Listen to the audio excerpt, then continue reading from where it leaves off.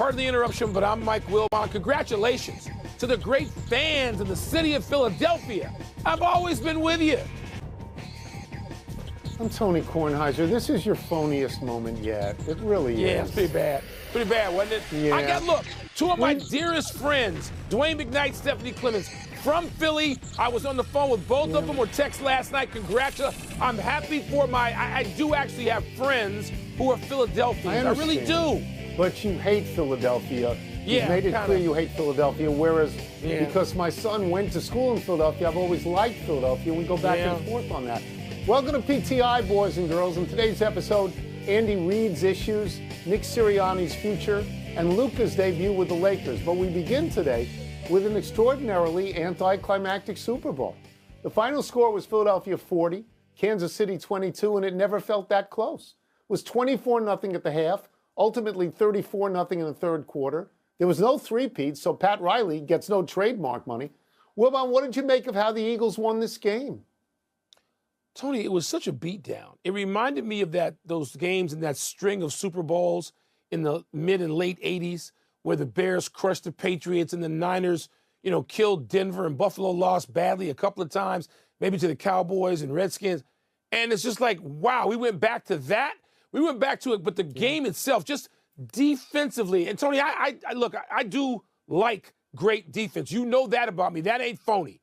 And so when the Eagles lined up like they did and just beat down the guy in front of them, that to me, what the NFL gave us for 75, 80 years, maybe 90 years, that's real football. The Eagles played the way you ought to. And by the way, Kansas City's defense had nothing to be ashamed of. Patrick Mahomes, we'll get to, put him in such bad position. But wow, that Eagles defense, it just laid waste to the Kansas City Chiefs. I did not think that was going to be possible.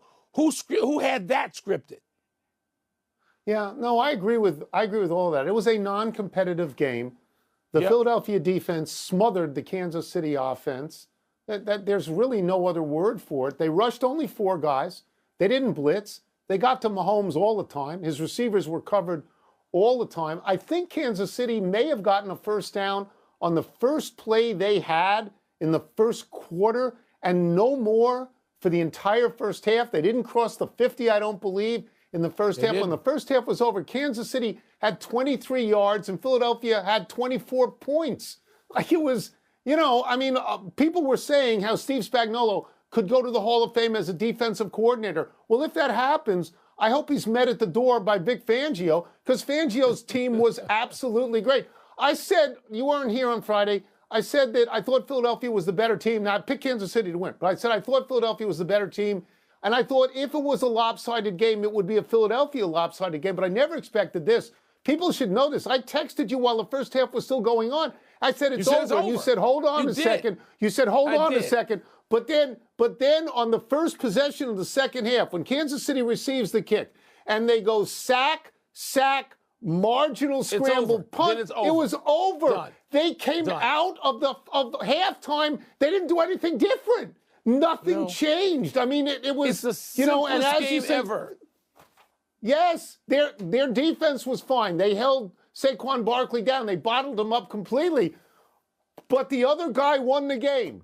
The other quarterback, Jalen Hurts, was coldly efficient. Tony. He won the game. And I hope it feels good, Mike, after Saban yanked him in the national championship game to put in Tua. Oh, yeah, Tony, this was like a prize fight. This is like Mike Tyson walking across the ring and seeing Michael Spinks and just knocking him out, through the ropes. This was that. Yes. And so people can talk about this game all they want. They can draw all the squiggly lines and X's and O's for the next 3 or 4 days because they can't get over the end of football. It's over. Okay? And it ended emphatically with that beatdown. My God. Yeah. So the Chiefs' bid for the first Super Bowl three-peat fell short. Mahomes turned it over 3 times and said, quote, I put us in a bad spot, close quote. But he was under tremendous pressure the entire game. The Chiefs have been here before. Tony, when they lost the Super Bowl to the Buccaneers in similar fashion, 4 years ago? So what do you now see in the Chiefs' future? Okay, the competition that they face in the AFC is competition they are familiar with. Buffalo's one of the teams. They always beat Buffalo in the playoffs. Baltimore is one of the teams. Baltimore rarely gets as far as they should in the playoffs. Cincinnati is a maybe. The Chargers are a maybe. There's Pittsburgh. There's Houston. You know, there's stuff like my point would be the Chiefs have beaten all of these teams. The Chiefs can get back to the Super Bowl comfortably because Patrick Mahomes, and I know he gave up 14 points in the first half, but Patrick Mahomes is Patrick Mahomes. So they have a chance. To me, they have a chance to get back. And I don't think, you know, anything is dire there. I will say this, that they got dinged. In terms of building up the resume as a dynasty, that is pretty much eradicated now because they got beat very badly. So we don't want to use the word dynasty for a while with the Chiefs. And there's another word that I don't want to use, and that is GOAT as it applies to Patrick Mahomes. Patrick Mahomes is the best football player on the planet. He ain't the GOAT. Okay, he's 3-2 in Super Bowls. Tom Brady is 7-3, and I add parenthetically, Joe Montana is 4-0. In the 3 Super Bowls that Tom Brady lost, it was a total of 15 points. In the 2 Super Bowls Mahomes has lost, it's a total of 40 points. So let's just back off on him being the GOAT. Let's back off on that. Yeah.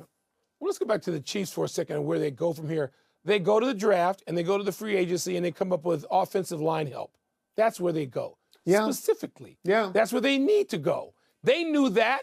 And when they had to sort of shuffle that offensive line, you basically create vulnerability in 2 different places along the line. They know that. The Chiefs know how to scout. Look, they weren't picking near the top of the draft, and they went out and got Worthy in the last draft. And what did he do yesterday? Set rookie records for receiving yards and touchdowns in a Super Bowl. So there isn't anything dire here. They lost a bad game. They lost badly. They had a bad night. Even champions have that, Tony. We've seen that. So, you know, to get overly wrought over the Chiefs and the fact that they got smacked, they did, and this ought to make them come back with some sort of vengeance. We've seen this in other sports, and even the NFL, where a team gets knocked down and guys redouble their efforts and they come back and say, no, we're not having this. I think about the San Antonio Spurs when they had that happen once, and they lost to LeBron in Miami, and they came back the next year obsessed, and they won. The Chiefs can do that. Right. They can. I'm not saying the fixes are simple, but you've identified them. They have to do better with their offensive line or come up with some creative way to stop a team from only rushing 4 people and beating them so badly, because it was humiliating. But they can do that. Let's turn to Eagles coach Nick Sirianni. Doug Peterson won a Super Bowl in Philadelphia 7 years ago. He was fired 3 years later. Sirianni has received a lot of criticism for his behavior as Eagles coach and his in-game decisions. Yes, he has a Super Bowl win now, but Wilbon, does that end all the questions about him? Nothing ends anything in the world we live in today. This is not the 1960s or 70s or 90s. Nothing ends anything. So if the Eagles come out next year, not that we expect this, and they go 2-5, there will be, of course, complete bedlam in Philadelphia, from the streets to the radio talk shows to everybody's podcast, saying it's time to get rid of Sirianni. It's a new day. What have you done for me in the last 6 minutes? So no, you're right. Nothing ends anything. And so Sirianni will get paid a lot of money. I hope he hits the circuit, whatever it is. We used to call it the rubber chicken circuit, because you go and coaches like Mike Ditka would be at banquets and Joe Gibbs. Now it's something else. You go, you appear wherever you want to appear for a ton of money, usually in television commercials. You might do TV for a year or two. It's never done. Never.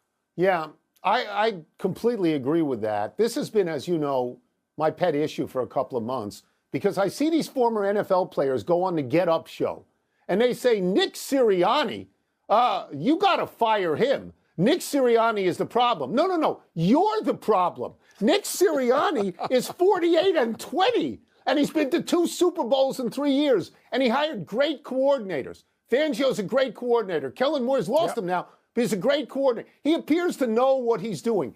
He's in that position, Nick Sirianni, though, because of the nature of fandom in Philadelphia, where it is extreme. It is mercurial. That if he goes a couple of bad years, people will want to scream and get rid of him. He's in the same position, Mike, that Ryan Day is in in Ohio State. I guarantee you, if Ryan Day loses to Michigan next season, people will say, I don't care about the national championship. We got to beat Michigan. So they're in the same sort of position, and we'll see what happens. Let's take a break. Coming up, what was the bigger deal over the weekend? Jimmy Butler's debut, Anthony Davis's injury, or the Lakers rescinding the Mark Williams trade? Man. And assuming it's really over with the Jets, where does Aaron Rodgers go from here? You don't want to ask me that question. The people who are critical of Nick Sirianni. Time to find out what's popping with the peeps. Let me get the first one. Put the glasses on so I can read it.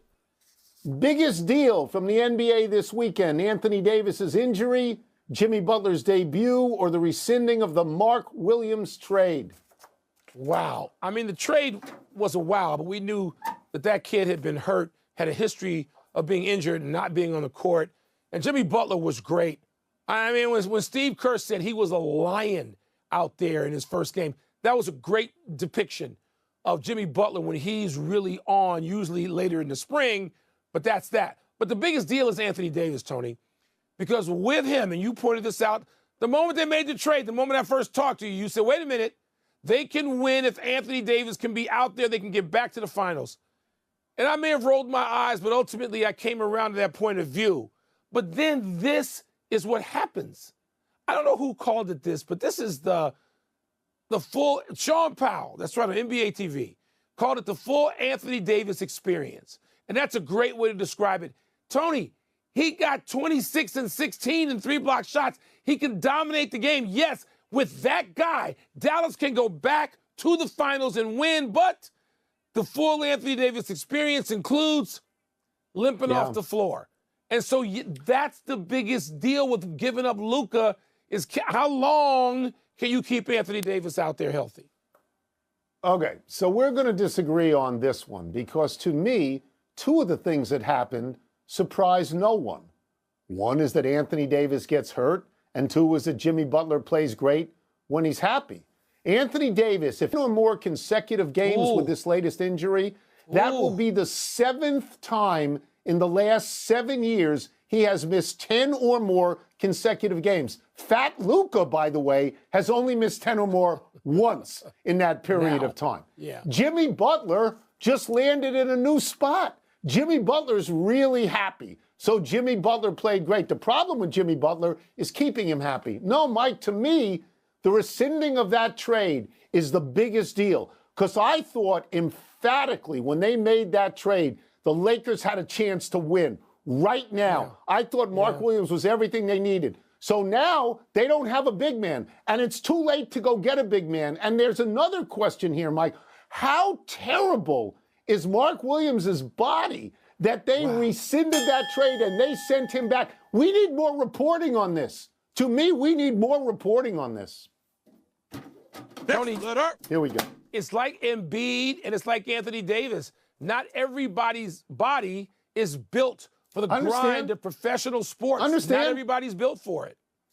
Zion Williamson. I understand. But great example. But this came out of nowhere. This came out of nowhere. Here's a new one. It did. Do you think an NFL team will offer Aaron Rodgers a starting job? Jay Glazer reported this yesterday, Tony, and it deals with the Jets moving on from Aaron Rodgers. My answer is of course, because the NFL is desperate for starting quarterbacks, desperate. There's only, 18 to 20 guys that I would say have to be in the lineup as that team's starting quarterback, respectively, a given Sunday, maybe 22. That still leaves 10 teams where you're playing musical chairs going, oh, my God, I don't know that we're good enough at that position. So whether he's 40 or 45, if Aaron Rodgers wants to play and he convinces some team sitting in an office, in the corner office, in the coach's office, he can play, they'll sign him. So, he'll wind up getting an offer to be somebody's starting quarterback. I don't think he'll be any good at it anymore, but he'll have the chance. So we're going to agree on this because there's a lot of teams that need starting quarterbacks. The Giants, for example, need a quarterback. How awkward would it be to stay in the same building but just change jerseys? I made a list of teams that need the Raiders need a quarterback. They just hired an old head coach. They could hire an old quarterback at this point. Cleveland obviously needs a quarterback. The Saints, I think, need a quarterback. Pittsburgh and Minnesota may end up needing quarterbacks. Tennessee probably needs a quarterback, but they have the #1 pick. So among all of these teams, someone is going to offer Aaron Rodgers something, and it could be a twofer, Mike. It could be a BOGO, because they could get Devontae Adams also, because Aaron Rodgers can still throw to Devontae Adams somewhere, somehow. I do think he's going to get a job, but I also think, Mike, that much like Phil Mickelson, Aaron Rodgers is the author of the end of his own career. What has happened to him in the past 3 years, it's just an unbelievable nosedive considering where he was, in terms of public standing and in terms of quarterback standing. It's unbelievable to me. But you get old, Tony. I know about that. He's going to the Hall of Fame. He's going to be 41. It's okay.